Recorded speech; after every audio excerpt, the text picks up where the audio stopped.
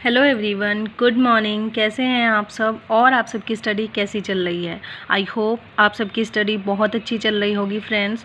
और आज का टॉपिक है लिटरेरी टर्म्स, जो कि मैंने अपने नोट्स बनाए हुए हैं। कुछ कलेक्टेड लिटरेरी टर्म्स हैं जो प्रीवियस ईयर्स में आई हुई हैं और जो इम्पोर्टेंट भी है। जितना ज़रूरी है उनके लिए कुछ थोड़ा बहुत लिखा भी हुआ है, जैसे किसने उनको कॉइन किया था, किस लिए यूज़ की जाती है और उसका मीनिंग क्या होता है फ्रेंड्स। सो आई होप आप सबको इससे कुछ हेल्प मिलेगी। तो चलिए देखते हैं आज का topic literary terms. First literary term है रेनेसां, जो कि एक मूवमेंट था आर्ट एंड लिटरेचर को लेकर के, और जिसका मीनिंग है रिवाइवल और rebirth. Introduce from Florence of Italy. Shakespeare, Ben Jonson, Marlowe and Spenser are the authors. ये इस जो रेनेसां है इस मूवमेंट के ऑथर्स में से एक है, माने जाते हैं Shakespeare, Ben Jonson, Marlowe and Spenser friends. Next है रिफॉर्मेशन, जो कि एक रिलीजियस मूवमेंट था friends, led by Martin Luther in 15th century. John Wycliffe, morning star of reformation, it was against Catholic.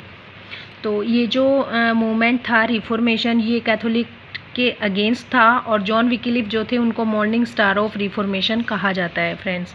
Next है ह्यूमनिज्म, जो कि एक मानवतावादी था।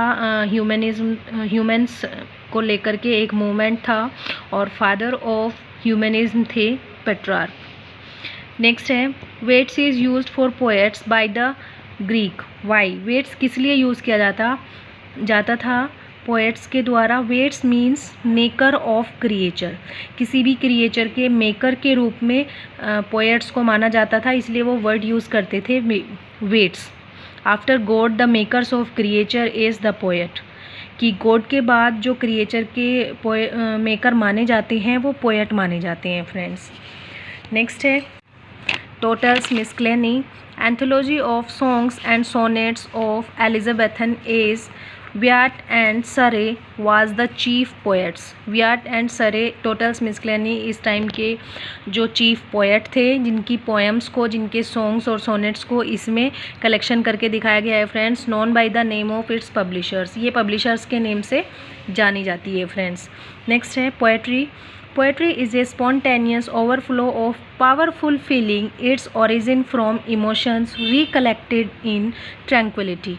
फ्रेंड्स, ये विलियम वर्ड्सवर्थ की पोएट्री की डेफिनेशन है, और बहुत बार एग्जामिनेशंस में पूछ ली जाती है कि वर्ड्सवर्थ की जो पोएट्री की डेफिनेशन है वो क्या है, या फिर डेफिनेशन देकर पूछ लिया जाता है कि ये किसकी डेफिनेशन है फ्रेंड्स, तो ये इम्पोर्टेंट है।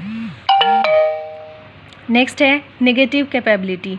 Poet has no personality of his own, he assume his character he creates. Poet की कोई अपनी पर्सनैलिटी नहीं होती, वह उस कैरेक्टर को अपना लेता है जो कि वो क्रिएट करता है। ये किसने कहा था? कीट्स ने कहा था, और नेगेटिव कैपेबिलिटी जो टर्म है वो कीट्स ने ही फ्रेंड्स दी थी। Shelley called the poets acknowledge legislator of the world. Why? Shelley ने पोएट्स को acknowledge legislators of the world कहा था, क्यों? A great poem is a fountain for ever, overflowing with the waters of wisdom and delight and unconceived delight. तो ये उन्होंने इसके बारे में कहा था कि Shelley called the poets unacknowledged legislator of world, कि जो पोएट्स होते हैं वो अनएक्नॉलेज लेजिस्लेटर होते हैं वर्ल्ड के, और ये डेफिनेशन उन्होंने यहाँ पर दी थी friends. Poetic justice, Thomas Rymer ने ये टर्म कॉइन की थी फ्रेंड्स, पोएटिक जस्टिस, जो कि एक इम्पोर्टेंट लिटरेरी टर्म्स में से एक है। नेक्स्ट है poetic licence. Certain amount of liberty to use grammar word in poetry. एक लिबर्टी पोएट्स को होनी चाहिए जिससे कि वो कुछ ग्रामर के जो वर्ड्स हैं या फिर जो वर्ड उनकी पोएट्री को सूट करते हैं वो यूज़ कर सकें, उसे बोलते हैं फ्रेंड्स पोएटिक लाइसेंस। नेक्स्ट है एपिक।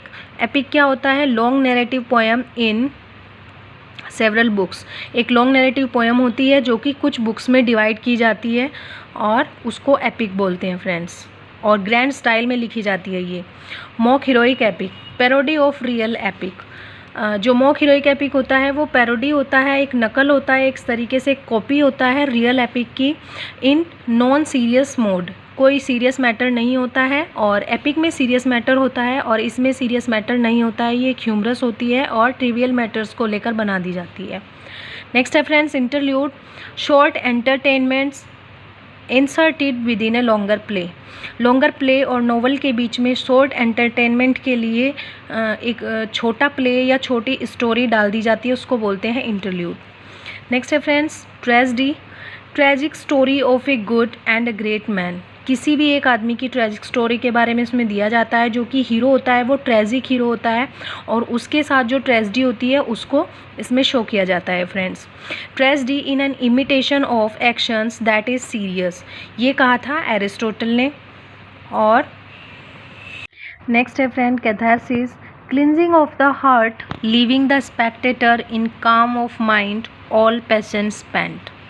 नेक्स्ट है फ्रेंड्स हमर्शिया, जो कि ट्रेजेडी से ही रिलेटेड है। Tragic flaw in a character, किसी कैरेक्टर में ट्रेजिक फ्लो के बारे में होता है।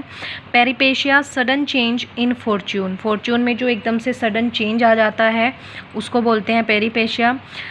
कैटेस्ट्रोफ होता है end of the tragedy, tragedy के एंड को कैटेस्ट्रोफ बोलते हैं फ्रेंड्स। और ये जो टर्म्स हैं इनमें मैंने बहुत ही शॉर्ट में इनका लिखा है, जैसे कि एग्जैक्ट बस आंसर, ना ही इनको एक्सप्लेन किया है, जो ज़रूरी है बस उतना ही यहाँ पर नोट किया है मैंने फ्रेंड्स। डिनोमेंट क्या होता है friends, and of a comedy. जैसे कैटास्ट्रोफ होता है एंड ऑफ ट्रेजेडी, उसी तरीके से डिनोमेंट होता है end of a comedy friends. Soliloquy क्या होता है, टॉकिंग टू वन सेल्फ और लाउड थिंकिंग, जिस तरीके से दिखाया जाता है कि हम सोच रहे हैं लेकिन बोलते हुए दिखाया जाता है और ऑडियंस इस चीज़ को सुन सकती है लेकिन बाकी कैरेक्टर्स इसको नहीं सुन सकती फ्रेंड्स।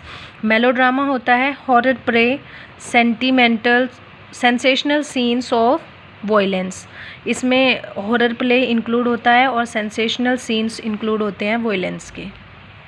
नेक्स्ट है friends comedy of humours, classical satirical comedy on the concept of 4 humours, जो कि है blood, phlegm, choler and melancholy. Friends ये बेन जॉनसन ने दिया था और उसमें 4 ह्यूमर्स इन्होंने इंक्लूड किए थे, blood, phlegm, choler and melancholy. ठीक है ना फ्रेंड्स।